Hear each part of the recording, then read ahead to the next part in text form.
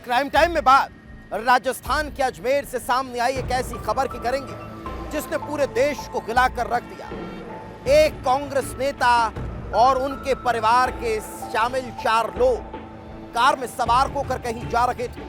अचानक कार में आग लग गई और 4 लोगों की जलकर जान चली गई।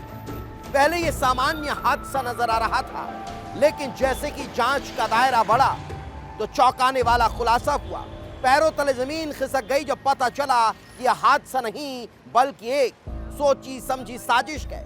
और इस साजिश को अंजाम किसने दिया, क्यों दिया और क्यों कांग्रेस नेता और उसके परिवार के 4 लोगों की हत्या कर दी गई, ये रिपोर्ट देख लीजिए।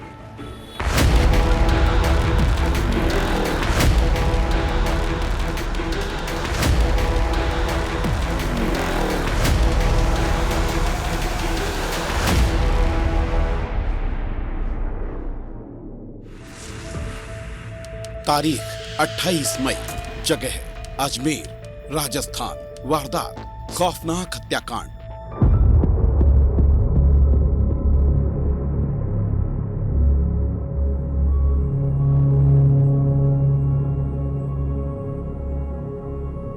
अजमेर जिले का श्रीरामपुर गांव। सुबह के करीब 5:30 बज रहे थे। लोग अभी नींद से जागे भी नहीं थे कि ऐसी भयानक वारदात ने अंगड़ाई ली कि पूरा इलाका दहल उठा। गांव से आधा किलोमीटर दूर सड़क किनारे एक कार धू धू कर जलती हुई दिखाई देती है।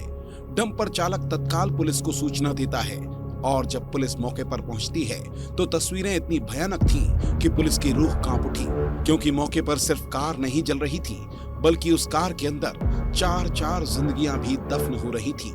कार के अंदर इलाके के कांग्रेस नेता राम सिंह चौधरी का परिवार मौजूद था, जिसमें से राम सिंह चौधरी, उनकी मां पूर्व सरपंच पूसी देवी और भांजी महिमा के शव पूरी तरह से जल चुके थे, जबकि राम सिंह की पत्नी सुरज्ञान अधजली हालत में थी, जिसे अस्पताल ले जाया गया लेकिन जान नहीं बच पाई।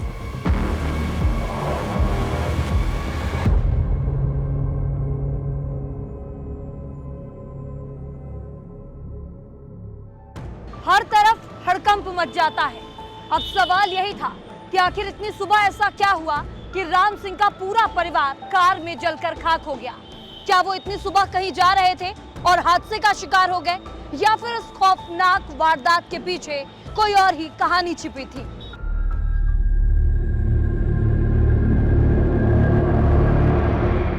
पुलिस जांच में जुट जाती है।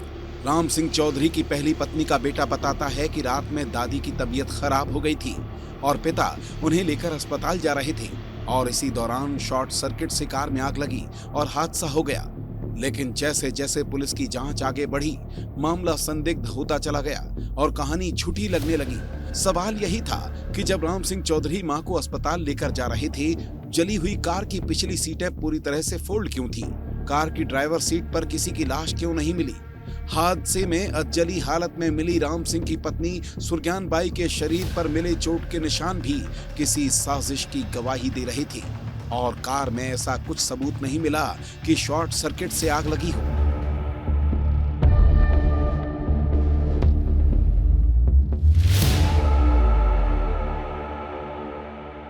राम सिंह चौधरी श्रीरामपुरा गांव के निवासी, जो पूर्व सरपंच रह चुके हैं बुराडा के, उनकी माता पूसी देवी और उनकी सेकंड वाइफ सुरज्ञान और उनके एक भांजी महिमा, इन चारों की लाश एक जले हुए कार में बॉडी जली हुई मिली थी। और ये जो जली हुई मिली थी घर से करीब 500 मीटर दूर।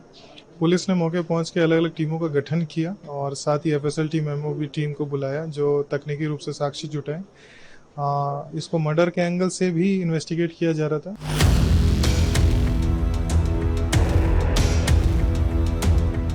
पुलिस ने अब जांच की दिशा को मोड़ दिया था। पुलिस राम सिंह चौधरी के घर पहुंचती है, जहां उसकी पहली पत्नी सुनीता और बेटा बेटी मौजूद थे। घर की बारीकी से तलाश की जाती है तो पुलिस के होश उड़ जाते हैं, क्योंकि घर के अंदर केमिकल से खून के धब्बों को धोने के निशान थे। घर के बाहर खड़े ट्रैक्टर से डीजल निकाला गया था। पुलिस समझ चुकी थी कि यह हादसा किसी खौफनाक साजिश का अंजाम है और यह साजिश घर में ही रची गई थी। पुलिस राम सिंह की पहली पत्नी सुनीता और उसके बेटे और बेटी से पूछताछ करती है और फिर जो सच सामने आता है उसने पुलिस के भी रोंगटे खड़े कर दिए, जिसकी शुरुआत 6 साल पहले हो चुकी थी, जब पहली पत्नी सुनीता के बाद भी राम सिंह ने सुरज्ञान से दूसरी शादी कर ली। दूसरी शादी के बाद से पहली पत्नी और उसके बच्चे खुद को हाशिए पर महसूस करने लगे थे। घर में विवाद रहने लगा था। सुनीता को घर में नौकरानी की तरह रखा जाता था। राम सिंह उसे मुर्गा बनाकर पीटता था और इसी के चलते सुनीता के बेटे के मन में पिता के खिलाफ नफरत बढ़ती जा रही थी।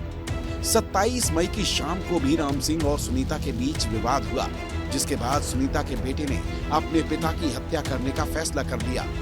नाबालिग बेटे ने सोते वक्त राम सिंह पर चाकू से हमला कर दिया। पास में सो रही दूसरी पत्नी सुरज्ञान ने उसे देख लिया। पकड़े जाने के डर से आरोपी ने सुरज्ञान का भी गला काट दिया। इस दौरान दादी पूसी देवी और रिश्ते में बहन लगने वाली महिमा भी वहां पहुंच गईं और फिर राज खुलने के डर से बेटे ने अपनी मां और बहन के साथ मिलकर उन दोनों को भी मौत के घाट उतार दिया। घर के अंदर 4 लाशें पड़ी थीं। तीनों मिलकर लाशों को कार में डालते हैं। घर से 500 मीटर दूर कार को आग लगा देते हैं ताकि ये मर्डर हादसा लगे।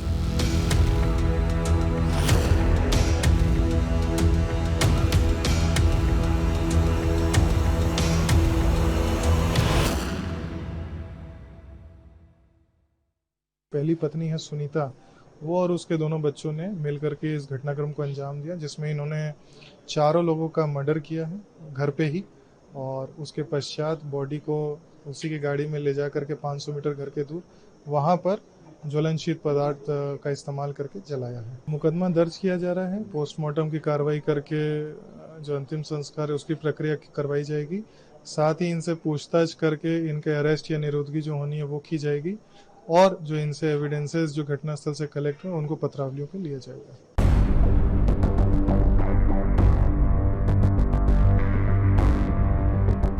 पुलिस की पूछताछ में नाबालिग बेटे ने अपना गुनाह कबूल कर लिया है। पहले भी उसने अपने पिता को मारने की कोशिश की, लेकिन वो कामयाब नहीं हुआ। पुलिस ने उससे चाकू भी बरामद कर लिया है, जिसे हत्या के लिए ऑनलाइन बुलवाया गया। साथ ही पुलिस हत्या में शामिल मां और बहन से पूछताछ कर सबूत इकट्ठा कर रही है। जिस कार को देखकर पहले हादसा समझा गया, वो दरअसल एक सुनियोजित कत्ल की चलती फिरती कब्र निकली। जिस बेटे को पिता से नफरत थी, उसी ने अपने ही घर को मौत का अड्डा बना दिया। अब पुलिस इस पूरे हत्याकांड की हर कड़ी को जोड़ रही है, ताकि इस खौफनाक वारदात में शामिल हर किरदार को कानून के कटघरे तक पहुंचाया जा सके।